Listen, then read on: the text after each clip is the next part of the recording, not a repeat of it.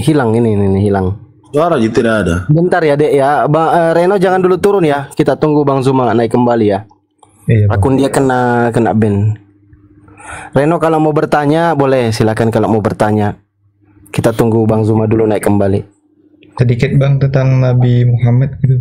Ya bentar ya, bentar. Nanti kau bertanya sama Bang Zuma sampai puas. Kalau mau belajar, di sini kami siapkan untuk teman-teman Kristen belajar. Iya, saya ingin Ya silakan. Sembari Kalau menunggu saya Bang boleh Zuma. tahu nih Reno, denamnya apa? Dari Katolik Bang. Oh Katolik, pantas. Kalau Katolik wajar santun. Iya Bang. Kalau Protestan mohon maaf ya. Orang-orangnya santun, orang-orangnya sopan-sopan. Betul, Kalau orang betul Deng. Iya, kalau yang Protestan itu agak ganas, garang. Memang beda, karena saya banyak kawan Katolik di WhatsApp saya. Saya tahu karakter teman-teman Katolik. Sembari menunggu Bang Zuma, teman-teman ya, semoga bisa menjadi ilmu, memperkuat akidah kita juga teman-teman Muslim di bawah ya. Apa yang dinarasikan Bang Zuma tadi memang banyak manfaat untuk kita, alhamdulillah. Sambil tap-tap layar biar komal kita kuat. Kita sambil tunggu Bang Zuma ganti akun dulu, karena akun beliau kena tadi. Jadi kalau saya sambil kita menunggu Gurunda, jadi mungkin saya bisa sampaikan kepada Reno ya, ataupun teman-teman yang ada di bawah, bahwa jangan kita langsung menjustifikasi itu Bang Zuma itu adalah membenci saudara-saudara. Itu tidak sama sekali. Beliau hadir itu menyampaikan apa yang tertulis di dalam kitab, karena Gurunda itu belajar tentang kitab-kitab Anda juga. Seperti halnya juga kita di Muslim, kita terbuka, Al-Quran terbuka untuk kita dipelajari. Bukan cuma sekedar orang Muslim saja yang belajar tentang Al-Quran, tetapi non-Muslim juga silahkan. Baik. Nah, itu juga yang akan dilakukan oleh Gurunda. Jadi Gurunda ini adalah mewartakan kebenaran, ya, mengajak kita untuk berpikir logis. Jadi makanya beliau itu mohon maaf, kadang itu terlalu emosi, karena kalau kita sudah sampaikan seperti itu, biasa dinarasikan ke lain-lain, lompat ke sana, lompat ke sini, tidak fokus kepada apa yang menjadi judul daripada diskusi kita. Oke Bang Peta izin karena ada Bang Zuma. Lanjut. Ya biar cepat kita, ini Bang Reno mau bertanya. Assalamualaikum Bang Zuma. Waalaikumsalam warahmatullahi wabarakatuh. Akun besar lagi nih. Enggak usah akun besarin ya. Kayak gini aja Bang Zuma ya. Biar Siap. aman. Lanjut, silakan Dek Reno. Katolik beliau ini Bang. Oh iya, silakan. Mohon maaf untuk Bang Zuma. Siap. Salam hormatku untuk Bang Zuma dan saudara Iya, sekalian. makasih.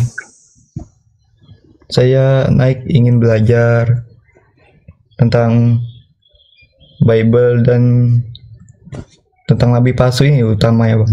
Ini bisa Iya. diberi pencerahan Bang? Baik.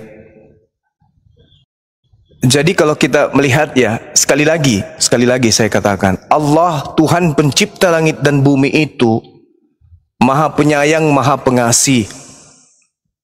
Beruntunglah kita ini hidup, ya. Beruntunglah kita ini hidup di zaman Islam itu sudah diwahyukan oleh Allah. Karena ketika Islam itu datang, semua yang terjadi pada masa lampau, baik itu orang beriman, orang yang tidak beriman, semuanya ditorehkan kemudian di dalam pengajaran Al-Quranul Karim. Sama seperti yang saya terangkan tadi, wa idza khusiran nasu kanu lahum a'da wa kanu bi ibadatihim kafirin. Apabila manusia dikumpulkan pada hari kiamat, sesembahan yang mereka sembah itu akan menjadi musuh mereka. Dan apa yang mereka sembah mengingkari pemujaan yang mereka lakukan pada saat hidup di dunia. Itu kata Allah. Nah ternyata hal ini saya temukan di dalam Bible. Yesus mengusir orang-orang yang menuhankan dirinya. Matius 7 nomor 22 nomor 23. Pada hari terakhir nanti banyak orang berseru kepadaku, Kapan hari terakhir ini? Hari terakhir artinya hari penghakiman. Hari penghakiman, hari di mana manusia ditentukan neraka atau surga. Pada hari yang sangat menentukan kehidupan selamat tidaknya orang, di situ orang Kristen malah diusir oleh Yesus. Di hari di mana orang-orang Kristen butuh kemudian penyelamat, hari itu justru menjadi hari kehancuran bagi orang-orang Kristen. Pada hari itulah aku akan berterus terang kepada mereka, enyahlah daripadaku, kalian semua adalah pembuat kejahatan. Ini jelas. Oleh karena itulah kami Islam datang menyampaikan, wahai saudaraku, Al-Quran saya mengatakan, innal ladzina kafaru min ahlil kitabi wal musyrikina fi nari jahannam khalidina fiha ulaika hum syarrul bariyah. Wahai orang-orang kafir, Al-Quran mengatakan kalian semuanya akan masuk ke dalam api neraka. Apakah saudara-saudara Kristen percaya itu? Pasti ditolaknya. Sementara misi kita adalah menyelamatkan teman-teman kita ini. Maka ketika Al-Quran disampaikan ditolak, maka kita pelajari Bible, kita sampaikan melalui Bible bahwa kalian itu sebenarnya bukan pengikut Yesus. Kalian itu adalah anti Yesus. Karena Yesus itu berkata, aku diutus hanya kepada domba yang sesat dari umat Israel. Matius 10 nomor 5 nomor 6. Aku diutus hanya kepada domba yang sesat dari umat Israel. Diwajibkan hukumnya beriman kepada para nabi. Umat Islam diwajibkan beriman bahwa Yesus, dalam hal ini Nabi Isa, itu adalah nabi yang diutus kepada Bani Israel, diutus oleh Tuhan pencipta langit dan bumi. Lagi-lagi keuntungannya menjadi umat Islam adalah ketika Yesus berkata, hidup kekal itu adalah mereka mengenal engkau satu-satunya Tuhan yang benar dan mengenal Yesus Kristus yang engkau utus. Itu imannya umat Islam. Wa isqala Isa bin Maryam, ya Bani Israel, inni rasulullahi ilaikum. Kami umat Islam diajarkan nabi yang datang di tengah Bani Israel, lahir tanpa ayah, adalah nabi hanya untuk Bani Israel tok. Dan itu Yesus aminkan di dalam Matius 15 nomor 24, aku diutus hanya kepada domba yang sesat dari umat Israel saja. Ketika kemudian ada non-Israel membawa-bawa nama Yesus, ternyata sebelumnya Yesus sudah berkata kepada Bani Israel, wahai Bani Israel, waspadalah kepada nabi palsu yang datang kepadamu menyamar seperti domba, padahal dia adalah serigala yang buas. Dari buahnya kalian bisa melihat mereka. Apa buahnya? 1, memanggil aku Tuhan. 2, bermujizat pakai namaku.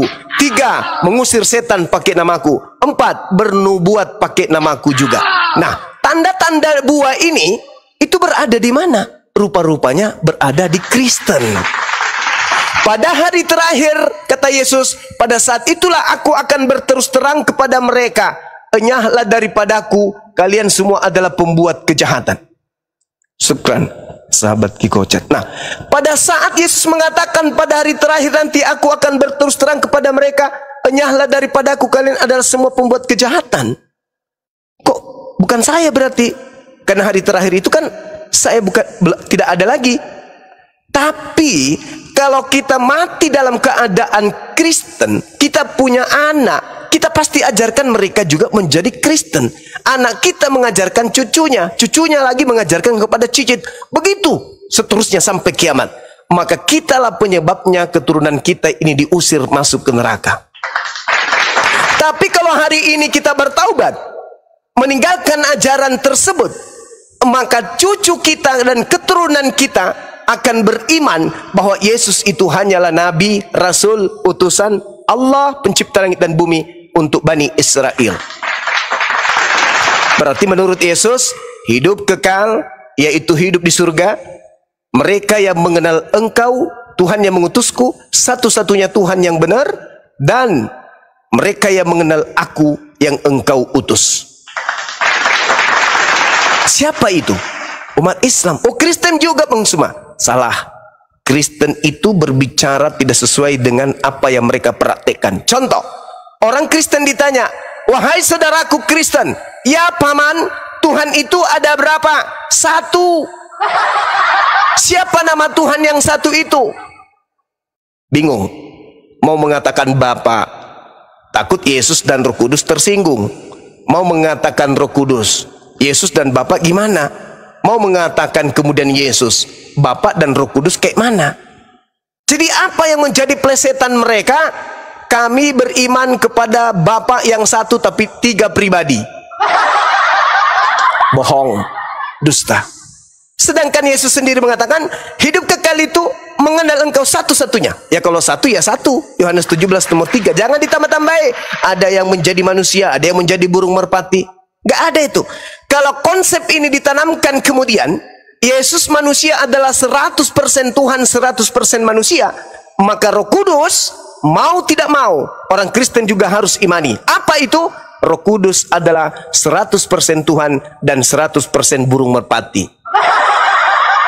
Ayo. Inilah jadinya. Maka Islam datang untuk kemudian mengajarkan kita kepada jalan keselamatan. Apa jalan keselamatan itu? Mengimani Yesus sebagai Rasul Allah tanpa ada embel-embel dia jadi daging, dia jadi manusia, dia jadi anak, dia jadi tumbal dan seterusnya. Tanggalkan ajaran seperti itu. Katakan la ilaha illallah Yesus Rasulullah. Saya kira begitu. Silakan. Ya, silakan Dek Reno.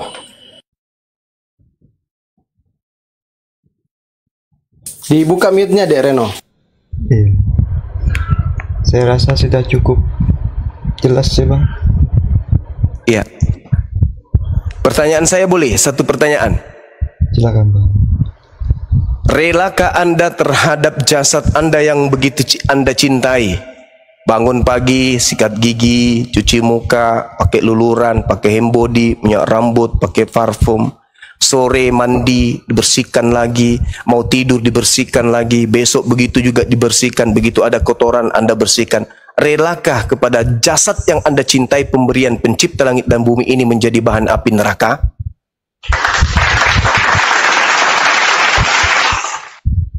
Tidak Bang. Kalau tidak rela, maka tanggalkan ajaran yang mengatakan mengusir, bernubuat, dan juga bermujizat pakai nama Yesus. Karena akan diusir. Wah, bohong Bang Suma. Dalil. Pada hari itulah aku akan berterus terang kepada mereka. Engkau semua adalah pembuat kejahatan. Aku tidak mengenal kalian. Kalian semua adalah pembuat kejahatan. Kemana perginya pembuat kejahatan ini? Matius 13 nomor 50. Pembuat kejahatan akan dilemparkan ke dalam api neraka. Kalau saya jadi saudara, siapa yang mau ke neraka? Kalau saya jadi saudara, umat Islamlah tempat kecintaan kepada Yesus sepuncak-puncaknya. Kami mencintainya. Ketika dikasih pilihan, Yesus ditampar. Umat Islam mengatakan setuju nggak? Umat Islam mengatakan tidak setuju. Orang Kristen mengatakan setuju. Ketika kemudian ditanya, Yesus ditonjok, dihantam kemudian palu kepalanya. Umat Islam pasang badan. Tidak mustahil orang suci ini diperlakukan seperti maling ayam. Tapi orang Kristen kemudian keberatan. Tidak, memang betul Yesus itu dipentung. Ketika kemudian Yesus ditangkap, lalu diadili, lalu digantung, lalu dibunuh, umat Islam dengan jiwa raganya sampai tetes darah penghabisan beriman tidak mungkin Nabi Yesus, Rasul Yesus diperlakukan bak layaknya maling ayam. Tapi orang Kristen mengatakan apa? Oh tidak, dia memang harus mati. Bukan cuma mati doang, dia juga harus terkutuk di atas salib demi untuk dosa-dosa kami orang-orang Kristen. Kata Yesus di dalam Yohanes 16, apabila roh kebenaran, apabila orang itu di dalam dirinya ada roh kebenaran, maka orang itu akan memuliakan aku, bukan menghinakan aku. Di mana itu tertulis? Yohanes 16 nomor 13 sampai nomor 14. Apabila roh kebenaran itu datang, maka dia akan memuliakan aku. Apabila roh kebenaran itu ada pada diri manusia, maka manusia itu akan berkata, Yesus manusia suci, tidak mungkin kemudian dia mati terkutuk demi dosa-dosa para pelaku maksiat. Orang Kristen, kenapa Yesus mati terkutuk? Karena dia menebus dosa-dosa kami. Salah. Bukan dosa ente yang ditebus oleh Kristus.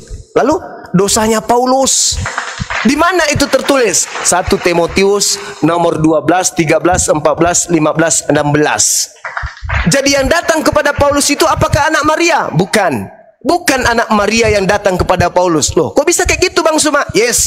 Pertama, Yesus berkata waspadalah kepada Yesus palsu. Di mana itu tertulis? Matius 24 nomor 4 nomor 5. Nomor 23, nomor 24, nomor 25, nomor 26. Di situ jelas sekali Yesus mengatakan Yesus palsu dan nabi-nabi palsu akan datang melakukan banyak mujizat sekiranya mungkin menyesatkan murid-murid pilihanku juga.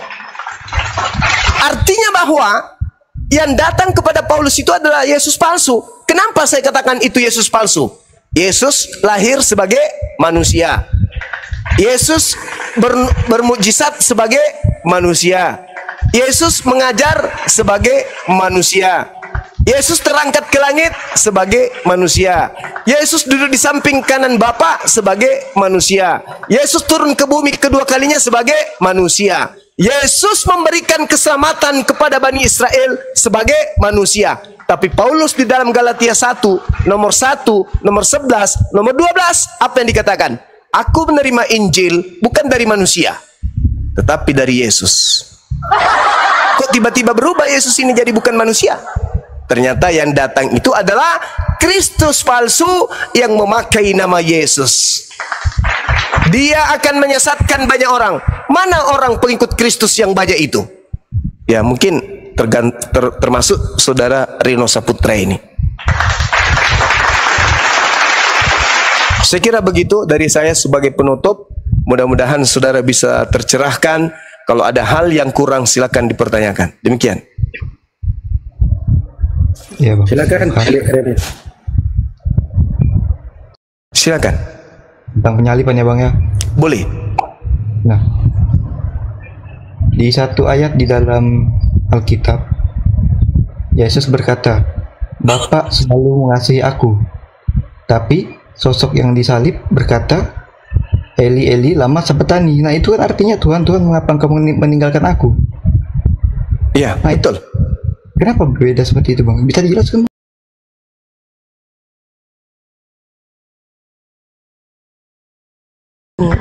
Konsep Yesus dianggap Tuhan karena apa? Coba Anda baca dalam Roma 14 nomor 9. Untuk itulah Yesus disalib agar ia mati dan hidup kembali untuk menjadi Tuhan bagi orang Kristen.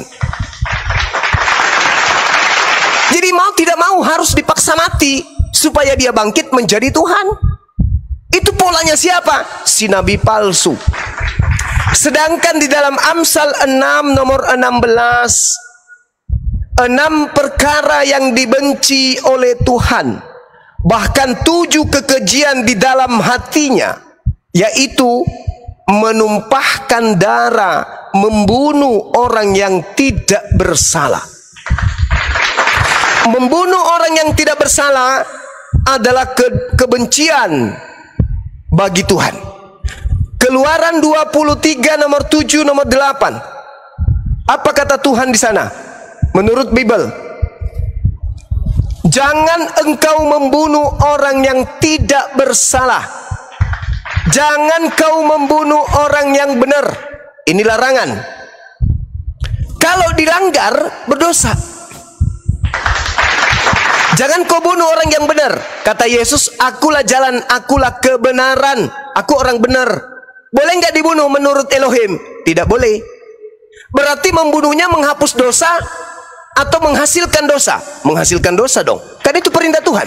Jangan kau membunuh. Ada nggak Yesus melarang membunuh? Ada. Matius 19 nomor 16, nomor 17, nomor 18 dan seterusnya. Guru, Bagaimana caranya supaya aku bisa memperoleh hidup yang kekal? Apa kata Yesus? Jangan kau membunuh. Jadi membunuh Yesus tidak memperoleh hidup yang kekal. Mengimani tidak memperoleh hidup yang kekal berarti berkongkok-kongkok mendukung pembunuh Yesus. Itu yang pertama. Yang kedua, jelas sekali dikatakan oleh Paulus di dalam Galatia 3 nomor 13. Kristus telah menebus Kristen dari kutuk hukum Taurat dengan jalan menjadi kutuk karena Kristen. Sebab ada tertulis, terkutuklah Kristus yang mati digantung salib, yang mati digantung di atas salib. Terkutuklah dia yang digantung di atas salib. Tertulis di mana? Tertulis di Ulangan 21 nomor 22 sampai 23. Apabila ada orang melakukan dosa yang sepadan dengan hukuman mati, lalu engkau hukum dia, kau gantung dia, jangan kau biarkan mayatnya semalam-malaman. Sebab orang yang dikutuk oleh Elohim, jangan kau biarkan menyentuh tanah yang diberikan kepadamu dari Tuhanmu. Berarti Yesus ini dikutuk oleh Tuhan. Pertanyaan saya, apa dosa Yesus kok bisa dikutuk? Sedangkan yang dikutuk itu di dalam Ulangan 27 nomor 25 adalah orang yang makan suap. Terkutuklah orang yang makan suap. Ulangan 27 nomor 25. Pertanyaannya, siapa yang makan suap? Yesus atau Yudas? Kita nggak boleh kemudian mengingkari dalil-dalil tersebut. Karena Kristen datang dari barat masuk ke Indonesia membawa dua Bible, dua kitab. Kitabnya Yahudi dan kitabnya orang Roma. Dibawa ke Indonesia. Maka dua dalil Bible ini yang harus kita kaji. Terkutuklah orang yang makan suap. Siapa yang makan suap? Yudas. Kemudian terakhir di dalam Matius 12 nomor 38 sampai nomor 40. Apa kata Yesus? Orang-orang Farisi, orang-orang Yahudi, angkatan jahat dan angkatan tidak setia ini minta satu tanda, dan tidak akan diberikan satu tanda apapun selain tanda Yunus. Sebab Yunus 3 hari 3 malam dalam perut ikan, demikian juga anak manusia 3 hari 3 malam dalam perut bumi. Ini tanda untuk siapa? Tanda untuk angkatan jahat. 3 hari 3 malam dalam perut ikan, hari ketiga Yunus keluar dari ikan. 3 hari 3 malam dari dalam perut bumi, anak manusia 3 hari ketiga keluar dari perut bumi. Itu tanda untuk siapa? Tanda untuk angkatan jahat. Siapa yang mengajarkan bangkit pada hari ketiga? Itu adalah angkatan jahat. Orang Kristen dibangun dari kebangkitan hari ketiga. Mereka memperingati kebangkitan hari ketiga. Artinya merekalah pemilik tanda angkatan jahat tersebut. Pertanyaannya kepada Bang Suma, apakah ke-11 murid Yesus percaya akan kebangkitan anak manusia pada hari ketiga? Tidak percaya. Ada dalil? Ada. Di mana tertulis Bang Suma? Silakan teman-teman, anak-anak saya yang ada di bawah, yang ada di YouTube, yang ada di TikTok, silakan Anda buka Lukas 24 nomor 9 sampai nomor 12. Murid asli Yesus tidak percaya kebangkitan pada hari ketiga. Serigala-serigala nyamar domba justru menjadikan kebangkitan hari ketiga itu sebagai simbol prosesi acara keagamaan. Saya ulang, tanda angkatan jahat adalah menerima kebangkitan pada hari ketiga. Sedangkan murid-murid asli Yesus tidak percaya kepada kebangkitan hari ketiga. Mana dalilnya murid Yesus tidak percaya kebangkitan hari ketiga? Lukas 24 nomor 9 sampai nomor 12. Saya kira begitu. Berarti murid Yesus tidak percaya kalau yang disalib ini, kalau yang mati ini, kalau yang bangkit dari kubur ini adalah gurunya. Demikian. Silakan. Ya Bang, saya rasa sudah cukup jelas sekali. Lanjut bertanya lagi boleh Bang? Boleh, silakan. Tapi mohon maaf, tapi sekali lagi Bang Jumam, apakah tidak merasa terbebani dengan pertanyaan yang terlalu banyak seperti itu? Enggak. Memang tugas saya itu, Dek. Silakan. Tapi izin, ini pertanyaannya malah cenderung ke Nabi Muhammad gitu. Gak apa-apa. Yang penting mau belajar, bukan status untuk menghujat. Silakan. Justru saya naik ingin belajar, Bang. Siap. Bagaimana cara Bang Juma meyakinkan kepada saya tentang kitab suci yang dibawa oleh Baginda Muhammad, sedangkan beliau sendiri disebut sebagai orang ummi ataupun tidak bisa membaca? Seperti itu, Bang. Baik. Al-Quranul Karim adalah kalimat-kalimat langit yang datang ke tengah-tengah umat manusia. Kalau Al-Quran bisa dikalahkan oleh bahasa manusia, maka Al-Quran bukan bahasa Tuhan. Karena bahasa Tuhan yang paling tertinggi di antara seluruh bahasa. Ketetapan, aturan, hukum-hukum yang tertinggi di atas muka bumi ini adalah aturan Tuhan. Manusia itu tidak ada artinya. Al-Quran kemanapun pergi, tidak bisa kemudian Al-Quran itu tergerus oleh zaman. Al-Quran tidak bisa kemudian tersudutkan oleh keadaan, baik ekonomi, politik, pendidikan, dan seterusnya. Al-Quran selalu berdiri kokoh di tengah-tengah hukum yang ada. Al-Quran tidak pernah tunduk kepada hukum apapun. Al-Quran tidak pernah tergerus oleh perkembangan zaman, semodern apapun. Al-Quran tetap tampil sebagai penopang kehidupan manusia dimanapun manusia itu berada. Itu yang pertama. Yang kedua, Nabi Muhammad itu betul, beliau tidak mempelajari hukum Taurat, tidak mempelajari kitab Taurat, tidak mempelajari kemudian Injil, tidak mempelajari Zabur, tidak mempelajari kitab-kitab orang Yahudi. Tapi Nabi Muhammad seketika itu mendapatkan pengajaran tentang Nabi Musa, tentang Nabi Ibrahim, tentang Nabi Adam, tentang nabi-nabi yang lain. Dari mana beliau mendapatkan pengabaran tersebut? Sementara beliau adalah ummi, pemimpin orang-orang yang buta terhadap kitab-kitab sebelum Al-Quran. Dari mana beliau tahu? Kalau bukan dari langit, melalui Roh Kudus, malaikat Jibril alaihissalam yang datang kepadanya. Nah, sekarang permasalahannya adalah kita yang hidup di zaman modern ini didatangkan kepada kita sebuah kitab yang muncul 1400 tahun silam pada bangsa jahiliyah, seorang diri Nabi Muhammad. Nabi Muhammad seorang diri, tidak ada di sampingnya seorang nabi sebagai pendamping. Selayaknya Nabi Musa ada Harun, selayaknya Isa, kemudian Yesus, ada Yohanes Pembaptis. Nabi Muhammad seorang diri, kemudian mendapatkan wahyu Al-Quran, di mana Al-Quran bisa dibuktikan kebenarannya hari ini. Andai saja Nabi Muhammad ini bukan seorang nabi, maka dia akan melakukan hal yang sama seperti Lukas, seperti Markus. Apa itu? Melakukan penyelidikan tentang peristiwa-peristiwa yang terjadi pada masa itu. Nabi Muhammad sama sekali tidak pernah melakukan penyelidikan. Bagaimana mau melakukan penyelidikan? Beliau tidak bisa baca Ibrani, beliau tidak bisa baca bahasa Suryani, dan juga bahasa Aramaik, apalagi bahasa Yunani.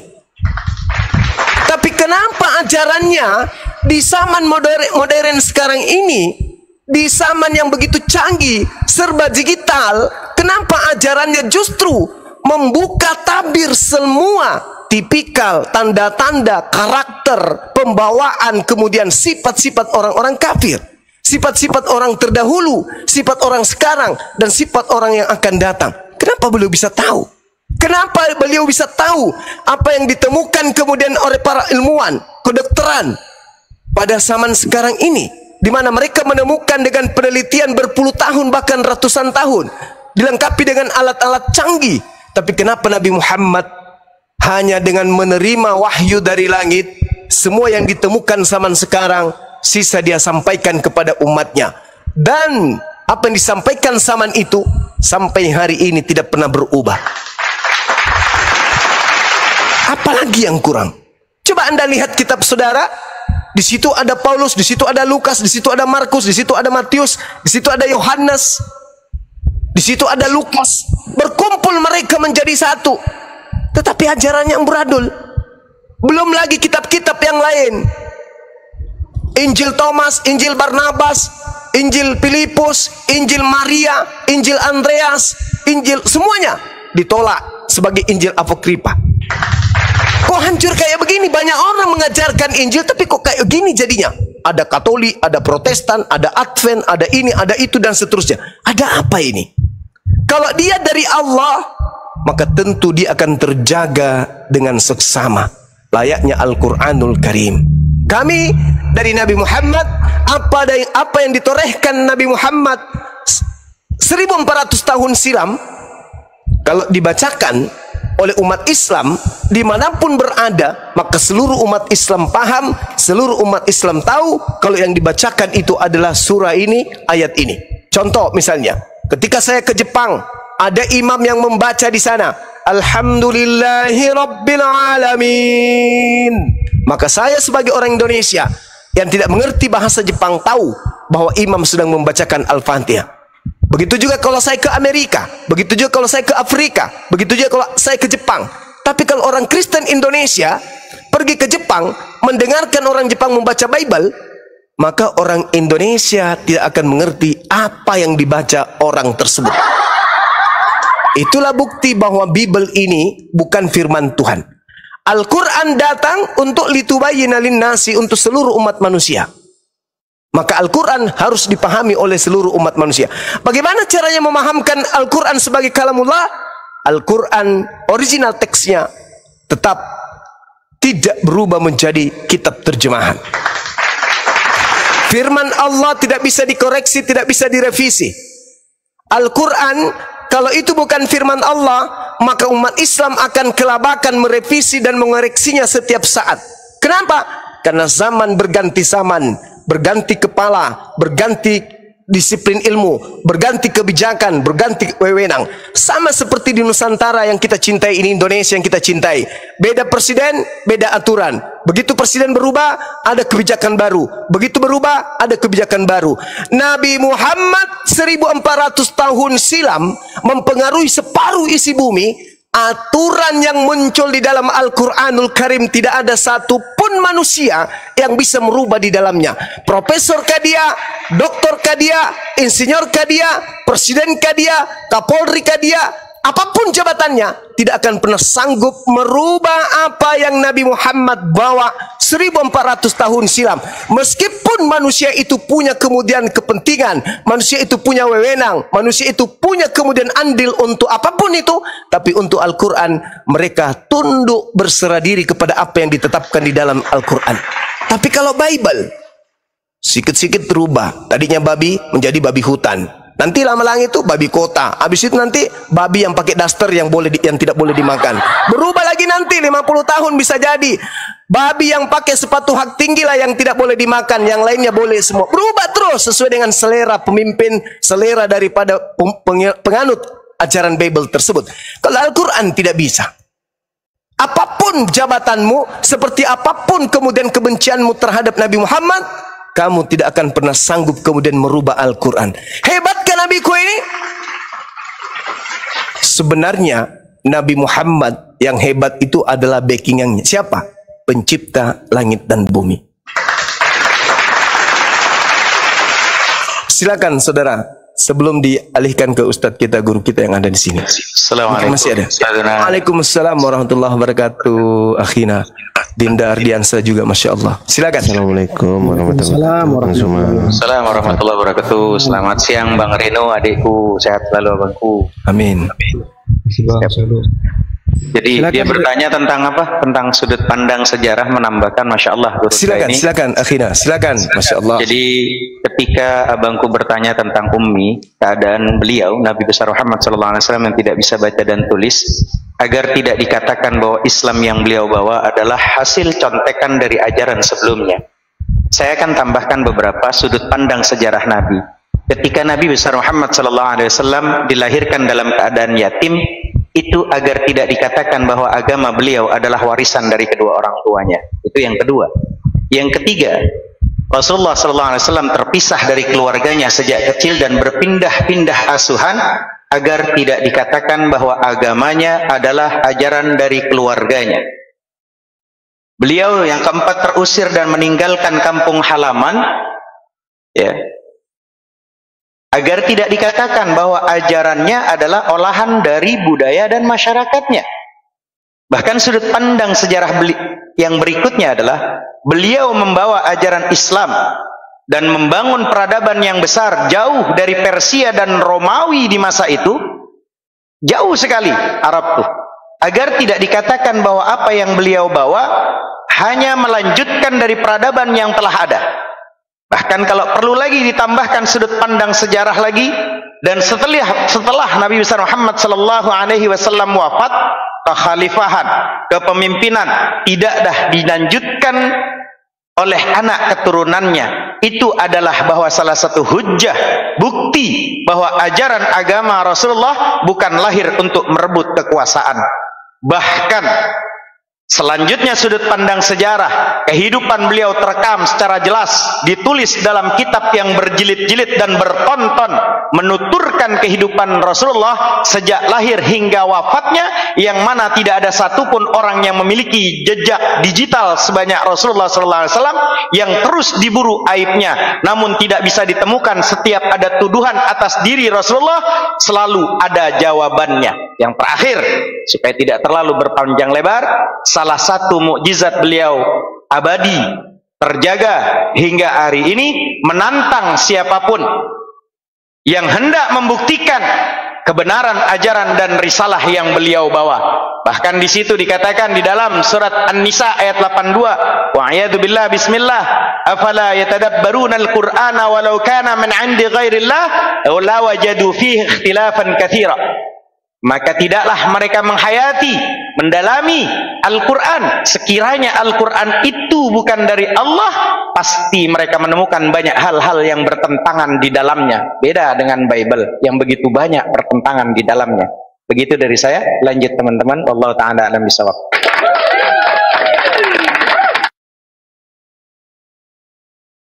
Baik, silakan Dek Reno, mungkin masih ada, atau Bang Ardiansa mungkin ada juga yang mau disampaikan, Bang Ardi. Saya cuma minta doanya aja supaya saya lekas sembuh, gitu aja. Amin, amin. Ya, teman-teman amin ya Allah. Lanjut. Oke, silakan Dek Reno, ada lagi yang mau ditanyakan? 1000 pertanyaan dari Bang Zuma, silakan. Jujur saya tadi sedikit terkejut dengan pernyataan Bang Zuma yang mengatakan ketika ada orang Islam yang membacakan surat Al-Fatihah di tempat-tempat asing seperti di Arab ataupun di Jepang, dan luar biasanya orang tersebut mengerti apa yang dibacakan, sedangkan saya membaca Alkitab kepada di luar pulau Indonesia misalnya, orang tersebut nyarisnya tidak mengetahui apa yang saya baca. Dan itu secara tidak langsung memang membuktikan kebenaran dari Al-Quran tersebut.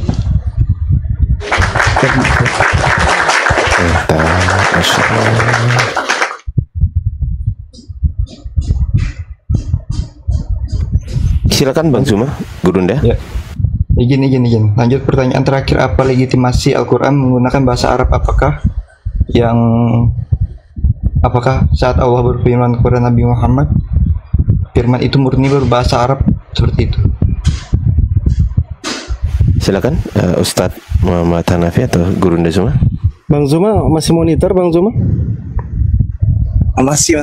Silakan akhina Muhammad Hanafi, Masya Allah. Antum silakan. Silakan Ustadz. Ya, maksudnya itu ke Bang Zuma atau kemana? Silakan Ustadz. Ke antum. Antum sini mau zuhur, mau azan. Bang Fandi aja, Bang Fandi aja. Bang Fandi mau azan sini. Azan. Silakan. Iya, jadi adikku Eno, kalau memang adikku disekolahkan sama kedua orang tua, tentu kan agar orang tua itu supaya kita bisa cerdas kan, bisa membaca. Saya selalu menyuruh teman-teman kita saudara seadam sehawa, apapun kalian, termasuk yang ateis, agnostik, Buddha, Hindu, yang Kristen, bahkan yang Muslim sekalipun, yuk baca kitab suci Anda dengan baik dan benar. Kalian disekolahkan tuh supaya kalian tuh pinter dan kalian bisa menemukan kebenaran. Jangan sampai ayah kedua orang tua kita menyekolahkan kita lalu kita seperti beribu maaf. Seperti sapi yang dicucuk hidungnya, habis itu ke kanan, ke kiri. Ya. Sama yang muslim, baca Qur'annya, cari tahu kebenarannya di dalamnya. Kalau ngaku itu adalah kitab suci sebagai guidance dan petunjuk, baca. Gitu loh. Dan ini pembuktian ini kalau tentang mengenai masalah bahasa Arab itu ada di surat Yusuf ayat 12. Wa'iyadu billah, bismillahirrahmanirrahim. Inna anzalnahu Qur'anan Arabiyyan la'allakum ta'qilun. Sungguhnya kami menurunkan berupa Al-Qur'an dengan berbahasa Arab agar kamu memahaminya. Karena kosakata terbanyak di muka bumi ini, silakan searching di Google, itu adalah bahasa Arab. Contoh, kalau kita tidak mengerti di Al-Qur'an itu ulumul Arabiyah, sastra yang begitu tinggi, kalau dengan bahasa Qa'ada sama jalasa saja, Qa'ada itu kalau di searching di Google artinya duduk. Jalasa pun sama-sama arti duduk. Tapi ada perbedaan ketika Qa'ada itu orang berdiri, jalan, tegak, lalu dia duduk. Kalau Qa'ada di posisi baring-baring, itu duduk. Supaya orang itu memahami dengan bahasa yang sangat simple, yang sangat dimengerti abangku. Maka, ingat abangku, ketika kita mau dengan menggunakan yang namanya sekolahnya kita, pendidikan yang sudah dikasih sama orang tua SD, SMP, SMA untuk mencari tahu kebenaran bukan pembenaran, maka kita lihat nih di hari yang begitu indah, dan saya bersyukur bisa bertemu dengan gurunda, guru-guru saya di sini semua, dan sahabat yang dibawa dengan adikku Reno. Ini untuk mencari kebenaran bukan pembenaran. Islam ini agama wahyu, yakni agama yang diturunkan oleh Allah, yang merupakan rangkaian dari ajaran yang diturunkan kepada para nabi sebelumnya. Ada datanya di Al-Quran, surat Asy-Syu'ara ayat 13. Wa'iyadu billah, bismillah, syara'a lakum minad dini ma wassa bihi Nuhan walladzina auhayna ilaika wa ma wassayna bihi Ibrahim wa Musa wa Isa an aqimud dina wa la tatafarraqu fihi kabura 'alal musyrikina ma tad'uuhum ilaih Allahu yajtabihi ilaihi may yasha wa yahdi ilaihi ma yunib. Dia Allah telah mensyariatkan agama kepadamu yang telah diwasiatkannya kepada Nabi Nuh, kepada yang sebagaimana diwahyukan kepada Nabi Muhammad, dan apa yang telah kami wasiatkan kepada Ibrahim, Musa, Isa, yaitu tegakkan agama keimanan dan ketakwaan, dan jangan kamu berpecah belah di dalamnya. Sangat berat bagi orang-orang musyrik, orang-orang yang mengikuti agama yang kamu menjalani agama tauhid, mengesakan Tuhan yang esa, yang kuasa, dan memberi petunjuk kepada agamanya bagi orang-orang yang kembali kepada Allah. Agama-agama para nabi dan rasul, Tuhannya bukanlah makhluk. Kenapa kok tiba-tiba ada satu agama yang terdiri posisi memiliki agama yang makhluk? Maka di sini bahkan untuk membuktikan bahwa Islam agama wahyu, penamaan Islam sebagai agama turun langsung ada di kitab suci Al-Qur'an. Di mana? Surat Al-Imran ayat 19. Wa'iyadu billah, bismillah, innad dina 'indallahil Islam. Sungguhnya agama di sisi Allah ialah Islam. Nabi Muhammad mengajarkan itu. Bagaimana dengan yang posisi Buddha, Hindu, Kristen, bahkan yang lainnya, termasuk Bang Reno yang mungkin Kristen? Ada nggak di Bible itu yang langsung dapat menginformasikan bahwa Yesus kenal dengan Kristen? Tak ada. Sebagaimana di surat Al-Imran ayat 85, Allah menegaskan, Nabi Muhammad menjelaskan kepada umatnya dengan kalamullah, wa may yabtaghi ghairal islami dinan fala yuqbala minhu wa huwa fil akhirati minal khasirin. Dan barang siapa yang mencari agama selain Islam, aslama, yuslimu, tunduk, patuh kepada Allah, dia tidak akan diterima dan di akhirat termasuk orang-orang yang rugi. Lalu bahkan teman-teman, bahkan nama Allah sebagai Tuhan, sebagai konsep yang terpenting dari satu agama, juga langsung dari Allah ada di kitab suci itu. Surat At-Taha ayat 14, Qul innani anallah fa'budni aqimis shalah lidzikri akhiril ayat. Katakan, aku Allah, pencipta langit dan bumi. Bahkan di surat Al-Fatihah, alhamdulillahi rabbil alamin. Segala puji bagi Allah, Tuhan semesta alam. Allah itu bukan Tuhannya orang Islam, Allah itu Tuhannya semesta alam. Kita semua yang ada di antariksa ini menuhankan hanya Allah yang esa. Maka saya selalu katakan, yang beda-beda itu adalah manusia menerjemahkan tentang Tuhan secara Tuhan itu tetap esa. Yang beda-beda itu manusia yang menerjemahkan tentang Tuhan itu sendiri. Maka cari di kitab sucinya.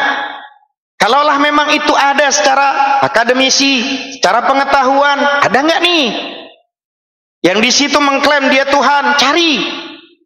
Kalau kita mau belajar secara lintas agama, maka pelajari kitab sucinya. Walaupun nanti kita akan menemukan begitu banyak, persamaannya ada, tapi sedikit, perbedaannya pun banyak, itu nanti kita akan bahas. Maka di situ ada supremasi salah satu agama, kekuatan tertinggi upaya menegakkan hukum dan menempatkan hukum pada posisi tertinggi. Semua kitab agama memerintahkan untuk mengimani Tuhan yang esa.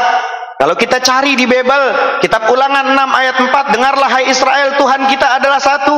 Ketika Yesus ditanya apakah perintah yang utama, Markus 12:29, hukum yang terutama ialah dengarlah hai orang Israel, Tuhan Allah kita, Tuhan itu esa. Kalau lari ke Buddha dan Hindu, kitab Hindunya Upanishad disebutkan Cakyanoga Upanishad bab 6 seksi 2 ayat 1 kutipan Sang Sekerta, Tuhan itu satu tanpa kedua. Lalu Swetaswara Upanishad bab 6 ayat 9, bagi Tuhan tidak ada atasannya, tidak punya tuan, tidak punya orang tua. Lalu ada Swetaswara Upanishad bab 4 ayat 19, Natasha Prima Asti, baginya tidak ada gambarannya. Di Al-Quran, siapa itu Tuhan? Qul huwallahu ahad, katakan Allah itu esa.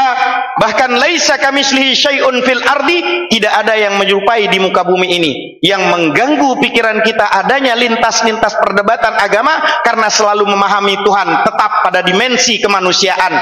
Padahal Tuhan yang menciptakan masa, waktu, tempat, bagaimana mungkin Tuhan ada di ciptaannya?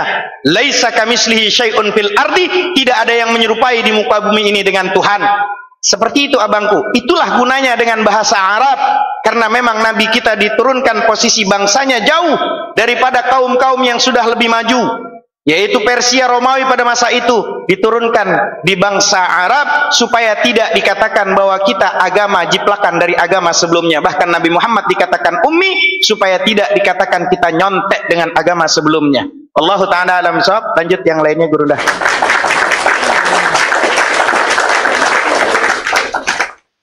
Ya, silakan Adek Reno, Bang Ardi, kalau ada yang mau disampaikan, ditambahkan mungkin silakan Bang Ardi. Silakan dibuka mute-nya Dek Reno.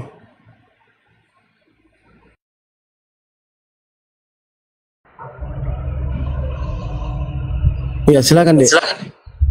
Ya, terima kasih atas penjelasannya yang sangat. Sama-sama, nggak apa-apa. Aku cuma dikit aja kok tadi. Lanjut. Sampai tidak bisa bicara apa lagi. Bingung mau ngomong apa lagi. Soalnya memang semuanya itu fakta. Dan ya, saya pribadi tidak bisa menyangkal memang. Saya rasa sekian yang bisa saya tanyakan. Mungkin next lain waktu saya bisa kembali bertanya kepada sharing-sharing kepada saudara-saudara muslim di sini. Izin turun dulu. Mohon maaf apabila ada kata. Bentar Dek Reno. Sudah.